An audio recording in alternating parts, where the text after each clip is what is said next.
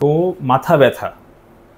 মাথা ব্যথার বিভিন্ন ধরন নিয়ে আগেই আলোচনা করেছি, তবে আজকে মাথা ব্যথার একটা নতুন ট্রিটমেন্ট নিয়ে আলোচনা করবো। বা সেই ক্ষেত্রে এক ধরনের চিকিৎসা রয়েছে যেখানে এই মাইগ্রেন, যেটা নর্মাল ওষুধপত্রে রেসপন্স করছে না, এই ধরনের মাইগ্রেন বা রিফ্র্যাক্টরি মাইগ্রেনে এই চিকিৎসার, যেটাকে আমি এখন বলছি, যেটা আলোচনা করব এই ভিডিওতে, সেটা হচ্ছে বটক্স ইনজেকশন।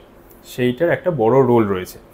তো বটক্স ইনজেকশন হচ্ছে একটা টক্সিন, সৌন্দর্য বৃদ্ধির জন্য ইউজ করতে গিয়ে 1992 সালে দেখা গেল যে সেইটা কিন্তু আবার মাথা ব্যথাটাও কমাচ্ছে।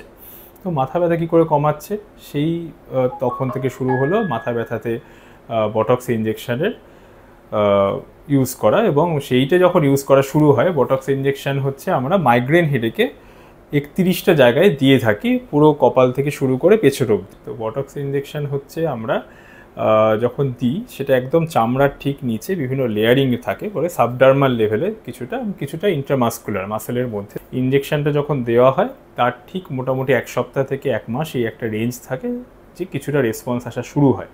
এবং 3 মাস পরে আরেকবার এটা রিপিট করতে হয়। রিপিট করার পরে সেই ইনজেকশনটা কিন্তু আরও লং লাস্টিং হয়, মানে ইনজেকশনটা দেওয়ার পরে যে ব্যথাটা কম হচ্ছে সেইটা 60 থেকে 70 ভাগ অবধি ব্যথাটা কম থাকে।